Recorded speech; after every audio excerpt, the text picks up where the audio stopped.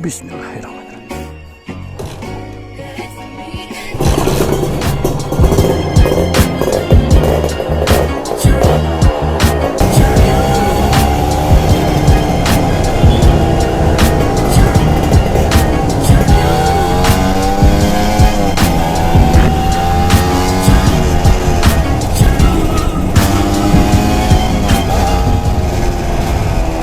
Apa sih lu kendor mulu?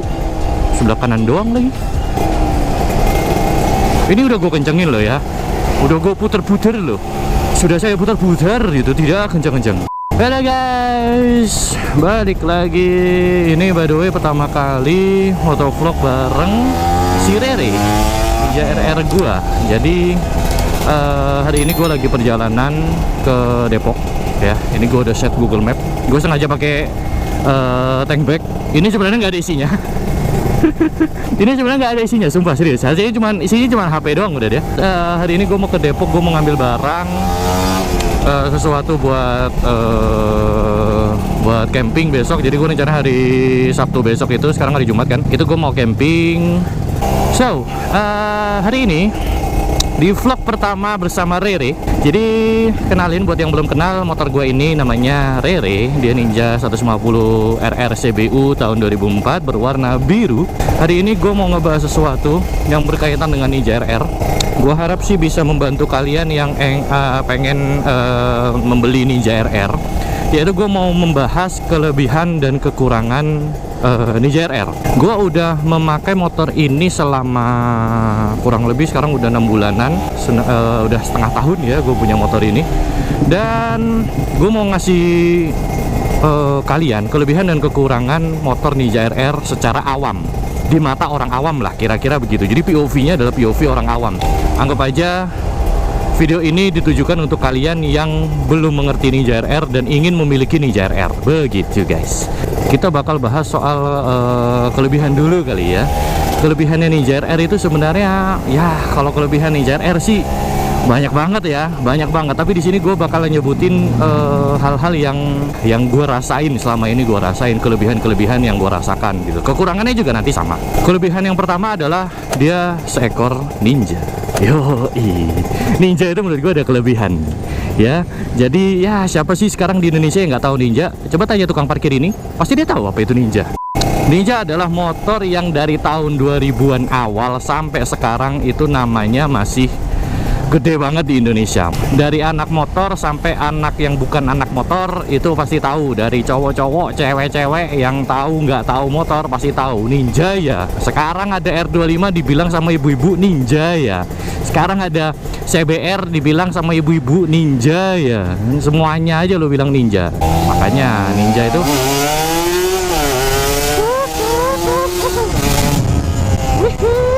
segar sekali, motor aing segar.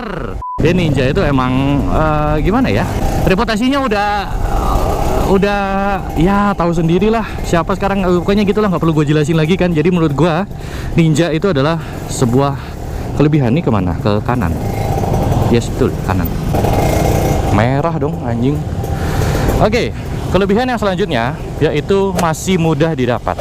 Artinya zaman sekarang di tahun 2022 peminat Ninja itu mulai naik ya, banyak yang lagi nyari sekarang ini. Jadi dia mulai naik daun Ninja ini.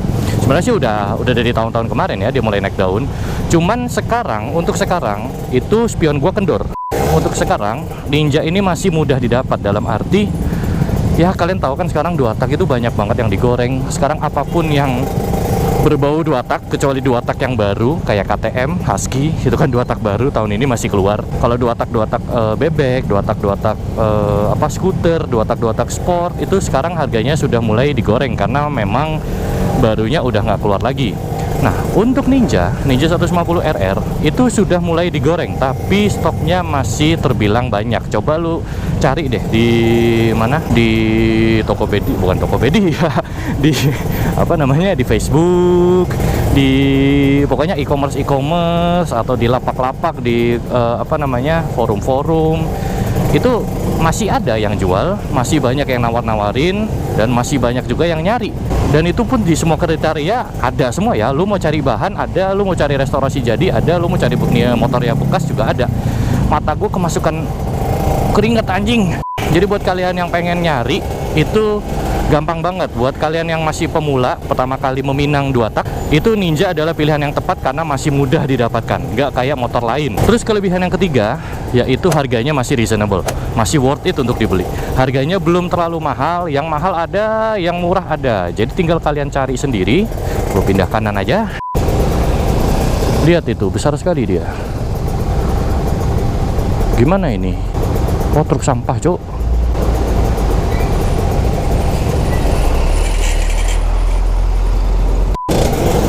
Nah, lanjut lagi ya. Jadi harga Ninja ini untuk harga bahan, harga restorasi, harga motor bekas itu masih worth it banget di tahun ini, tahun 2022 ya. Jadi kalau misalnya kalian nanti nontonnya di tahun 2023, 2024 mungkin harganya udah naik ya, gua nggak tahu lagi. Tolong ya, mohon maaf ya. Jadi mumpung nih, haji mumpung, harganya masih belum kelewat batas, masih banyak unit yang harganya murah, silakan kalian beli. Silakan kalian beli, kalian simpan, lalu kalian goreng sendiri. Dan terus kalau misalnya harganya dibandingkan sama sekelasnya yang lain, misal kayak Suzuki RGR atau Honda NSR, itu kan harganya udah beda jauh banget ya kan. NSR itu aja harganya udah mau nyentuh 100 juta, bahkan 1 juta pun ada. RGR udah 80 jutaan harganya. Ninja masih bertahan di angka 40 sekian juta, hampir 50 untuk tipe yang ZX ini ya, yang kayak gue punya. Kalau yang RR Old itu harganya bisa lebih murah lagi, RR New lebih murah lagi, yang SS juga sama. Begitu guys. Jadi kalau misalnya kalian mau beli Ninja, belilah tahun ini. Mumpung masih bisa terselamatkan harganya. Terus yang kemudian itu adalah perawatan. Nah, jadi buat kalian yang pengen beli Ninja RR, nggak usah khawatirin soal perawatan. Perawatannya itu adalah sisi positif dari motor ini. Banyak yang bilang ngerawat 2 tak itu lebih sulit daripada ngerawat 4 tak. Oh, itu kan kata orang awam. Sebenarnya sama aja kok. Sebenarnya sama aja, 11-12. Tapi memang cara merawatnya itu bisa dibilang berbanding terbalik sama 4 tak. Kalau 2 tak itu kan dia tidak memiliki glove, dia tidak memiliki orang nyebrang jalan, bukan itu. 2 tak itu kan tidak memiliki bang. Kau mau kutabrak kau ya? Sembarangan guyu kakak Elon. Ninja itu kan Ninja 2 tak itu kan semua 2 tak ya, semua mesin 2 tak itu nggak punya klep, nggak punya noken, nggak punya sim klep, nggak punya temlar, bla bla bla yang ada di kendor sekali spion saya. Yang ada di perintilan-perintilan headnya 4 tak itu dia nggak punya. Jadi ruang bakarnya itu langsung busi mengarah ke ruang bakar, bum bum bum bum bum, jadilah 2 tak. Perawatan 2 tak itu sebenarnya kalau lu rajin-rajin ganti oli itu udah sehat. Gue yamin, gue sejamin-jaminnya mesinnya nggak bakalan kenapa-kenapa. Oli di sini yang gue maksud oli samping ya. Tapi kalau buat oli mesin nih, gue jelasin ya, oli mesin aja buat motor 2 tak itu diganti 6 bulan sekali, setahun sekali tidak apa-apa, karena dia hanya berputar di bagian kruk as dan gear ratio. Kalau misalnya oli yang melumasi seher dan sebagainya dan teman-temannya itu adalah oli samping. Jadi lu rutin aja cek oli samping. Kalau udah habis waktunya diisi, atau misalnya oli campur bensin ya lu tahu takarannya. Paling rapatnya di situ aja. Kalau lu dapat 2 tak yang dapat oli yang campuran ke tangki, itu yang ribet, lu bingung nakernya seberapa. Kalau kebanyakan salah, terlalu sedikit nanti salah juga, sama aja. Kalau lu makainya bener, lu ngerawatnya bener, GoPro gue miring dulu, GoPro miring, spion miring, awah, heran gue, ini masih lurus kan masih. Sebenarnya 2 tak itu kalau lu ngerawatnya bener, lu makainya bener, dia bakalan awet seawet-awetnya kayak motor gua. Ya, kayak motor gua sudah turun mesin sekali. Nggak, ini motor turun mesin gara-gara yang punya sebelumnya aja. Aneh-aneh.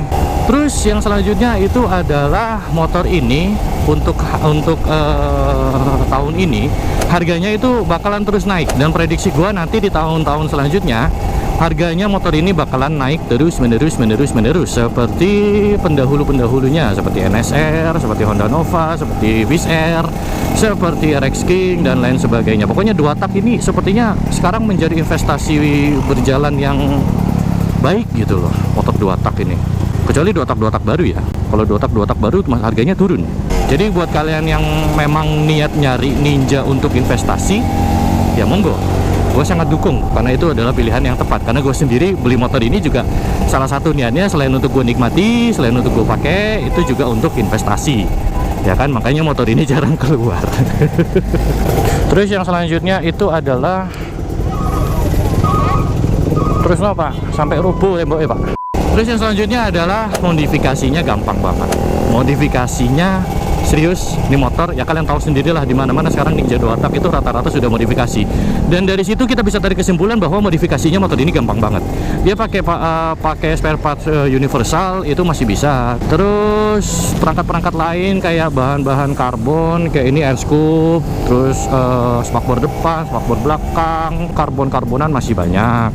Knalpot apalagi, wow, bejibun yang jual knalpot Ninja 2 tak itu banyak banget. Karbu universal, bisa pakai punya apa aja, tergantung selera kalian. Mesin juga kalau mau oprek-oprek itu nggak repot. 4 tak kalau mau dioprek, wah harus bore up, ganti klep, ganti noken, segala macam, repot sekali. Tapi kalau 2 tak cukup dengan ganti karbu dan ganti knalpot, performanya sudah bertambah. Yoi, karena knalpot 2 tak itu, ini for your information, fun fact juga, knalpot 2 tak itu sangat berpengaruh pada vario putih. Bukan pada vario putih, tapi pada performanya, guys. Jadi nggak kayak 4 tak. Kalau 4 tak itu kan hawas nyerempet. Kalau 4 tak itu kan ganti knalpot ya performanya berpengaruh, sudah pasti. Tapi tidak sepengaruh 2 tak. 2 tak itu pengaruhnya knalpotnya luar biasa. Beda ukuran chamber aja rasanya udah beda. Beda panjangnya, beda diameternya, itu rasanya udah berbeda. Pengaruhnya tuh ada di leherannya ya guys, di headernya, bukan di silinser ya. Silinsernya juga pengaruh, tapi tidak sesignifikan itu. Tapi kalau header, chambernya, itu lu mainin ukuran panjang, lebar, kali tinggi sama dengan volume, lampu merah, itu rasanya sudah berbeda sekali. Habis rabas om? Hah? Habis rabas? Baru mau? Jam segini? Iya. Wah lo. Di mana? Di Hambalang doang. Hambalang? Iya. Oh, naik trip? Saya juga anak Rabas, tapi di Surabaya. Iya. Sini belum pernah Hambalang. Motornya di Surabaya. A few moments later. Nah, kalau misalnya kalian rasa masih kurang lagi nih, ganti knalpot masih kurang, ganti karbu masih kurang, tinggal di porting. Porting gampang kan? Bentar doang porting jadi. Lubang transfer, lubang bilas, porting semuanya halus semua. Masih kurang lagi, ganti membran guys. Ganti membran yang karbon kan, udah. Tidak ada oversize, tidak ada overbore, tidak ada stroke up. Motor lu udah, gue jamin enak.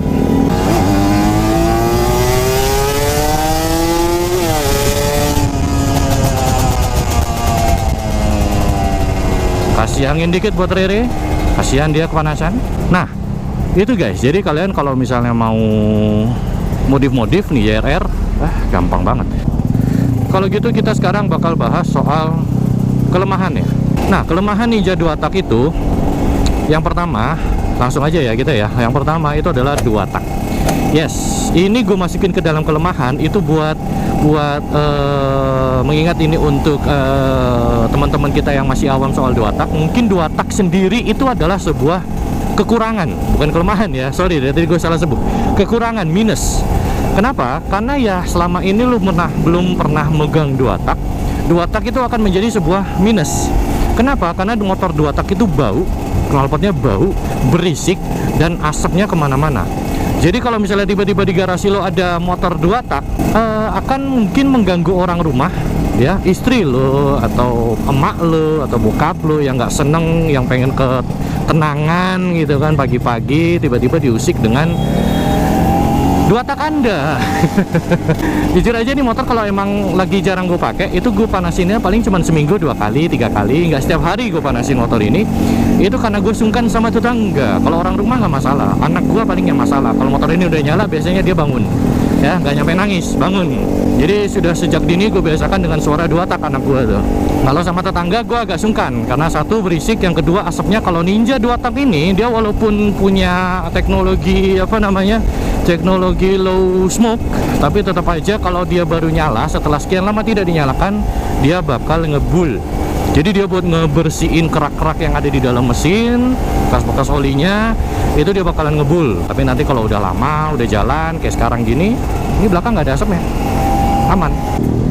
Terus kelemahan yang kedua yaitu boros. Jadi buat kalian yang belum pernah memegang 2 tak ya, secara keseluruhan 2 tak itu memang boros ya. Hampir semua motor 2 tak, hampir semua ya, nggak semua, tergantung settingan karbu dan tergantung cara bawanya gimana. Tapi kalau teruntuk spesifikasi Ninja itu lumayan boros. Kalau motor gua ini itu kira-kira dia sekarang pakai karbu PWK 28 itu sekitar 1:20-an ada kali. 1:20 mungkin bisa kurang juga.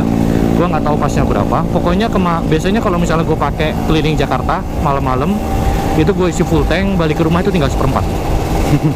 Besoknya harus ngisi lagi. Begitu. Nah, sebelumnya kan gue megang KTM sama PCX ya. Itu kan motornya lumayan irit ya. PCX bukan lumayan lagi, memang irit banget motornya. Itu begitu gue megang Ninja 2 tak itu gue kaget, buset kok udah segini aja. Gue baru nyampe sini kok bensinnya udah segini gitu loh. Jadi buat kalian gue ingetin yang mau beli Ninja 2 tak, jangan kaget sama bensinnya. Memang seperti itu. Tapi walaupun bensinnya boros, tenang aja, worth it dengan tenaganya. Terus yang selanjutnya ke minus dari Ninja 2 tak itu adalah motor ini kalau karbunya masih standar itu susah nyala, agak susah nyala. Kalau mesinnya udah dingin, misalnya untuk ditinggal semalaman, 2 hari, 3 hari, seminggu, semakin lama itu akan semakin susah nyalanya. Ini gue suruh belok kanan sebentar.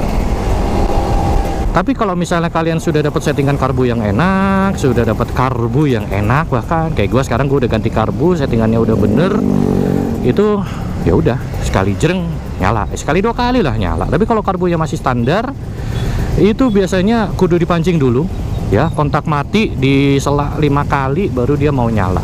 Dan bahkan Ninja yang lain seperti itu juga, kayak Ninja karbu 4 tak 2,5 itu gue dulu punya kan, kayak gitu juga penyakitnya. Kalau udah adem nyalanya susah anjing ya. Tapi nggak sesusah yang 2 tak sih, 2 tak lebih susah lagi.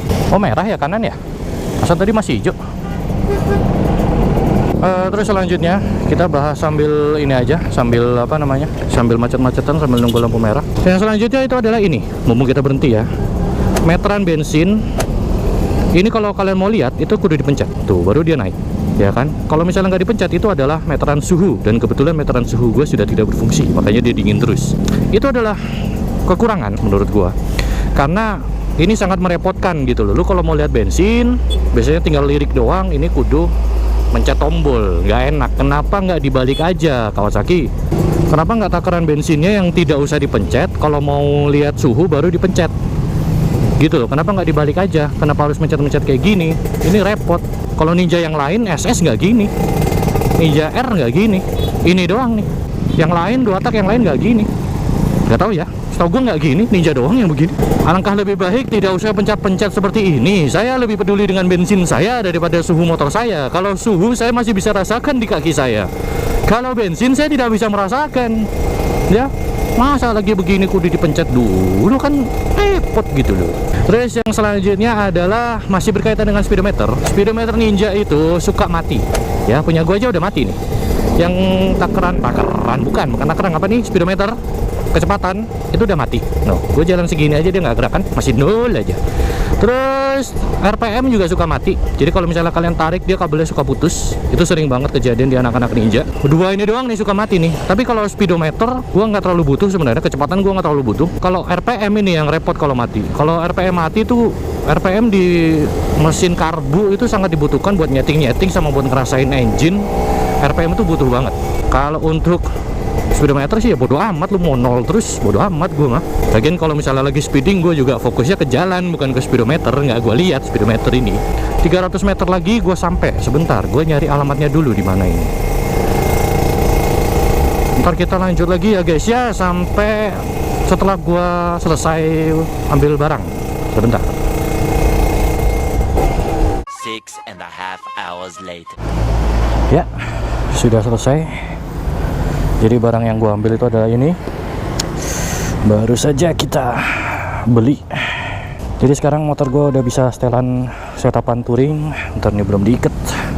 Oke, mantap. ini masih ada, baru kelihatan dari belakang kalau barangnya masih baru. By the way, kalau kalian penasaran, ini di Depok, di dekat bengkel WRC, knalpot tuh yang terkenal itu. Ini namanya Bikers Jowo, tempatnya asik banget, ada kafenya segala macam. Oke. Depok Taman Mini udah berasa touring nih, lihat ya, Bah.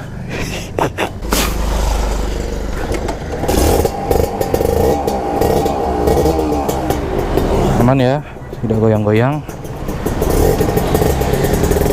Ini nih setelan gue udah touring banget. Belakang ada tailback, depan ada tank back.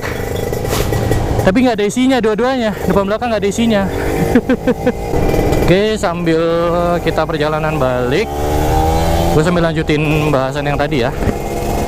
Yang terakhir itu adalah banyaknya penipuan. Tapi penipuan di sini itu dalam arti bukan penipuan soal habis transfer orang yang hilang, bukan yang seperti itu. Tapi penipuannya adalah penipuan tipe biasanya. Nah, ini gue bahas spesifik Ninja RR ya, Ninja RR aja ya.